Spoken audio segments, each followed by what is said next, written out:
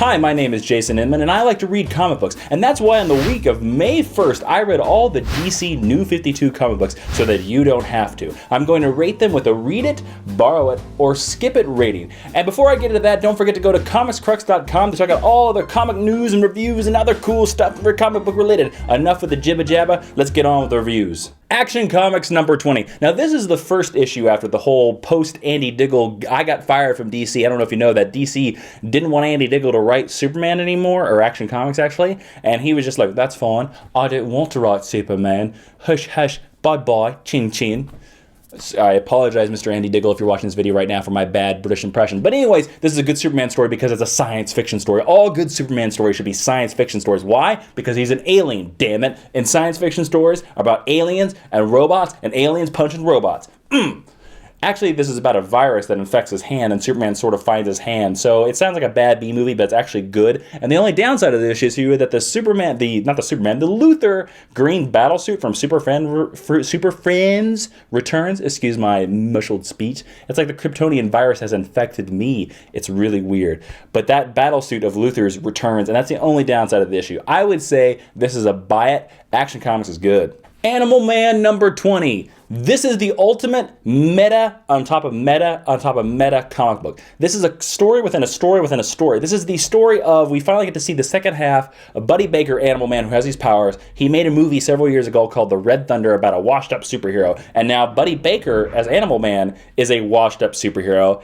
And so we're going to see the rest of his Red Thunder movie, which is about a washed up superhero. So it's almost like a metaphor on top of an analogy on top of a metaphor, but it works. And the Red Thunder story is so good that I want DC to make a Red Thunder movie. Just the heck with Animal Man. Let's make a Red Thunder movie. Let's use that storyline. Jeff Lemire did an amazing job with this story. And the very end, you learn that, spoilers, Animal Man is nominated for an Oscar for the Red Thunder movie. That's pretty cool. Animal Man's been kind of lost with this whole crossover Swamp Thing that's been happening lately, but this issue gets him right back on track. I would say buy it, but only if you've read the other issues. Aquaman 19. Now this is Death of the King Part 2. I don't really know what's going on in this book. All I know in the New 52 is that Aquaman has kind of become badass, which is cool. He's also badass in Injustice Gods Among Us, which if you haven't played, play that game. Basically, Aquaman just sits around the ocean, he blows on a horn, a giant big octopus fish comes up, the people of Atlantis are like, oh god, giant octopus thing, and Aquaman's like, no, it's cool. I talked to him when I was a child. It's cool. And then there's like, I don't know. Aquaman's king of Atlantis right now.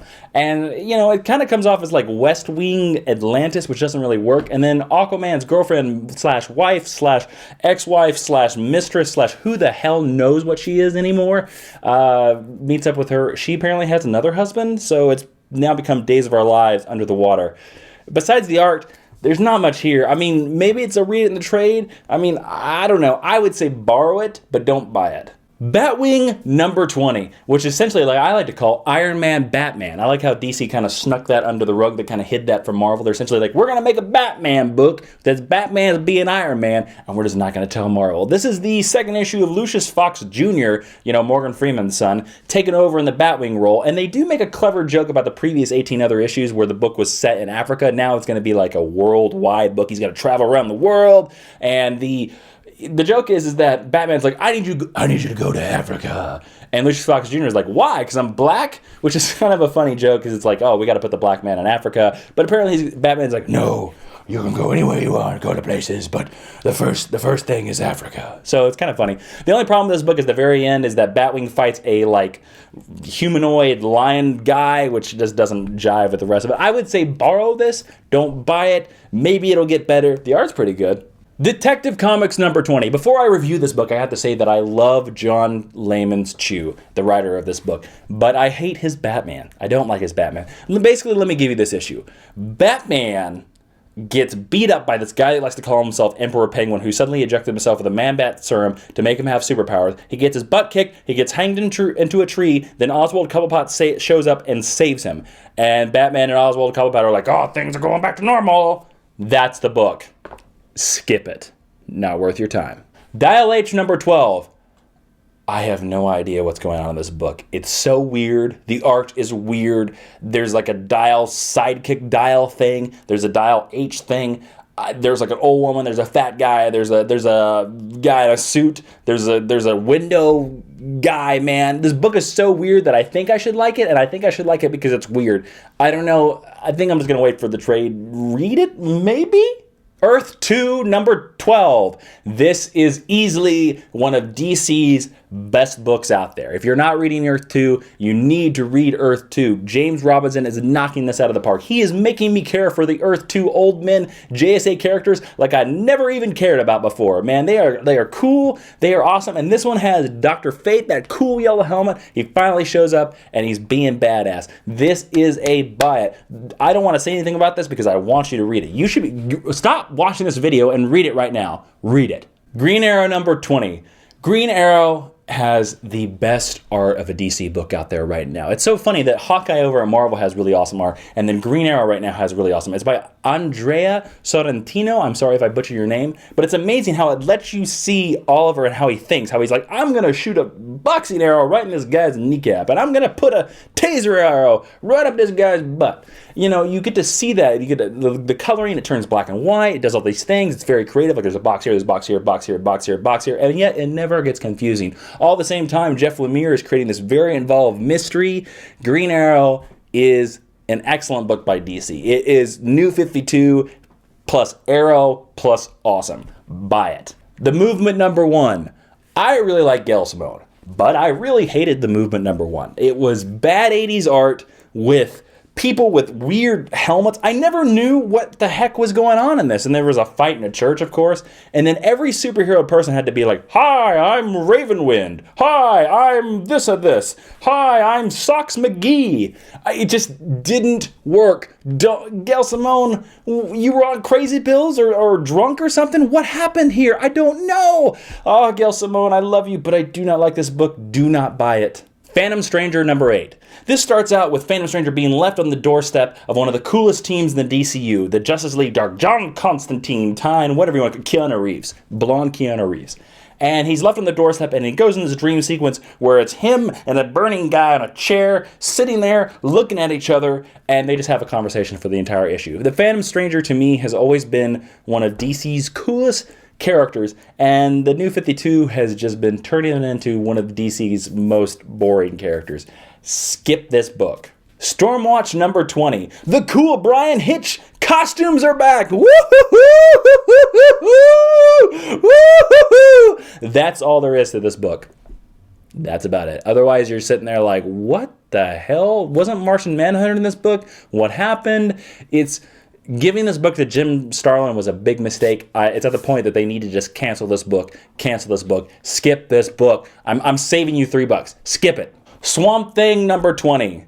I have one thing to say about Swamp Thing. It is the best Superman book on the stands. Yeah, I know it's called Swamp Thing, but it's more about Superman. Swamp Thing goes to Metropolis and starts having a dream about him, and the plants start going crazy, and Superman has to show up, and these firefighters are fighting plants, and the firefighters are like, oh, Superman, we didn't have no plants show up until you showed up. Plants were just plants. We'd water them, they sit in a pot. They didn't attack people like when you showed up. Oh, Superman, save us. And Superman's like, yep, up and away. Yeah, Superman goes, yep, like Aang from Last Airbender in my universe. Deal with it.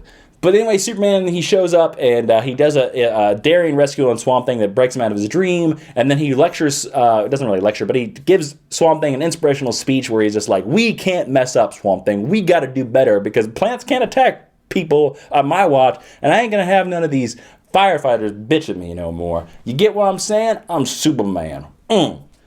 It's this. I wish they would give Superman to this writer because he obviously knows it. The ending of this book has a little bit of a weird twist ending, but otherwise, I would say buy it for now. And then if Superman's not in the next issue, maybe skip it. World's Finest number 12. If you would have told me a year ago that you could put Power Girl and Huntress in a book and that I would like it, I would have called you crazy, and then I would have probably called the men in white coats to lock you up because you would be crazy. But you know what? I'm crazy because this book is awesome. World's Finest has this amazing art by Kevin Maguire, who's always good, and the writing actually makes me care for these characters. They work. The relationship between these two women is a real relationship. They feel like sisters. They feel like best friends. And plus, they just put Power Girl in her original boob window costume, which is always a plus. This is a buy it book. I don't care if you don't like Huntress and you don't like Power Girl. Like, just buy this book because of boob windows. Now, that's not, you know, manly or masculine or misogynistic, whatever the word for the term is. It's just that's a cool costume. She's a cool character. It's cool art. Buy this book. And this has been all the DC comic book reviews of May 1st. I read all these books so you don't have to. Thanks to comicscrux.com for helping me out with this video. As always, go to their site and check out their stuff. They got the This Week in Comic Book History. They got a deviant art thing. They just got news. They are a website. And I don't know if you've heard about these website things, but they're pretty cool, man. All right? All right, please like, favorite, and subscribe to this video. And leave in the comments what you would like me to review next week. You want me to review Marvel books? You want me to review Image books? You want me to review the best types of Lipton tea? I need to know. We'll find out. Maybe we can make this a weekly thing. I'm Jason Inman. Be seeing you.